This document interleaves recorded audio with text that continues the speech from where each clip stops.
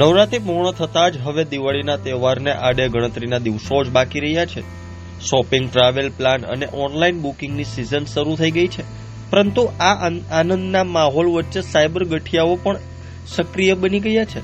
તાજેતરમાં જ સાળંગપુર મંદિરની ફેક વેબસાઇટ જેવી ઘટનાઓ સામે આવ્યા બાદ રાજકોટ સાયબર ક્રાઇમ વિભાગે તહેવાર દરમિયાન લોકોને ખાસ સાવચેત રહેવા અપીલ કરી છે. પોલીસના જણાવ્યા અનુસાર દિવાળીના સમય દરમિયાન લોકો હરવા ફરવા અને શોપિંગ માટે સૌથી વધુ ઓનલાઈન પ્લેટફોર્મનો ઉપયોગ કરતા હોય છે અને આ જ સમયે સાયબર ગઠિયાઓ આવી તકનો લાભ ઉઠાવે છે. 50% સુધીના ડિસ્કાઉન્ટની ફેક ઓફરો, ખોટી વેબસાઇટો અને નકલી એપ્લિકેશનો દ્વારા લોકો પાસેથી પૈસા ઉઘરાવવાના અનેક કિસ્સાઓ સામે આવે છે. તો ત્યારે જોવો અમારો ખાસ અહેવાલ. ખાસ તો એવું છે કે તહેવારોની સિઝન આવે ત્યારે લોકો જનરલી ફરવા માટે વધારે જતા હોય છે. તીર્થ સ્થળોની મુલાકાતોની સંખ્યામાં વધારો થતો હોય છે. લોકો ખરીદી વધારે કરતા હોય છે. તો આવા કિસ્સામાં સાયબર ફ્રોડસ્ટર્સને એક તક મળતી હોય છે. જેમ કે ઓનલાઈન પ્લેટફોર્મ્સ પરથી હાલમાં ખરીદી વધી રહી છે. તો આ વધતી ખરીદી સાથે અનેક એવી ફ્રોડ એપ્લિકેશન્સ અથવા વેબસાઇટ્સ હોય છે કે જેના પર સેલ બતાવવામાં આવશે. કોઈ ઓથેન્ટિક એપ્લિકેશન કે વેબસાઇટ પર જે પ્રાઇસ હોય એના કરતાં 50% ઓછી પ્રાઇસ બતાવવામાં આવશે અને આ રીતે સામાન્ય નાગરિકોને ભોળવી અને તેમની સાથે ફ્રોડ કરવામાં આવે.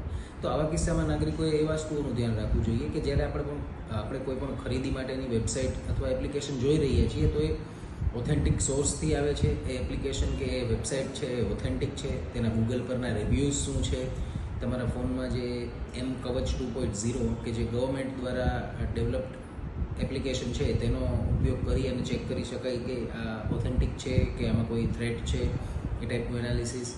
આ રીતે નાગરિકો જ્યારે જાગૃત થઈને ખરીદી કરશે તો તે આ ફ્રોડથી બચી શકશે. સેમ વેમાં જ્યારે નાગરિકો ફરવા માટે જતા હોય છે તો તીર્થ સ્થળોનું બુકિંગ કરતા હોય છે અથવા હોટેલ્સનું બુકિંગ કરતા હોય છે તો આ પ્રકારના બુકિંગ માટે પણ અનનોન સોર્સિસ જેમ કે અનનોન એપ્લિકેશન્સ અથવા વેબસાઇટ્સ કે જે ગૂગલ પર સર્ચ કરતાં મળી આવે અને તેમાંથી જગ્યા બતાવતા હોય છે, જ્યારે અમુક ઓથેન્ટિક એપ્લિકેશન્સ અથવા વેબસાઇટમાં ફૂલ બતાવતા હોય છે. તો આપણે આ કેસીસમાં નાગરિકો સામાન્ય રીતે કે અહીંયા હોટેલ અવેલેબલ છે, આ પ્રાઇસ પર બતાવે છે એટલા માટે બુકિંગ કરી લેતા હોય છે. પરંતુ ત્યાં પહોંચીને પછી તેમને જાણવા મળે છે કે આ તો એક ફ્રોડ હતો, અહીંયા તો આ હોટલમાં તો રૂમ્સ બુક જ નથી અને અમારા નામનું તો આ હોટલમાં તો રૂમ્સ અવેલેબલ જ નથી અને અમારા નામનું બુકિંગ તો થયેલું જ નથી એમ.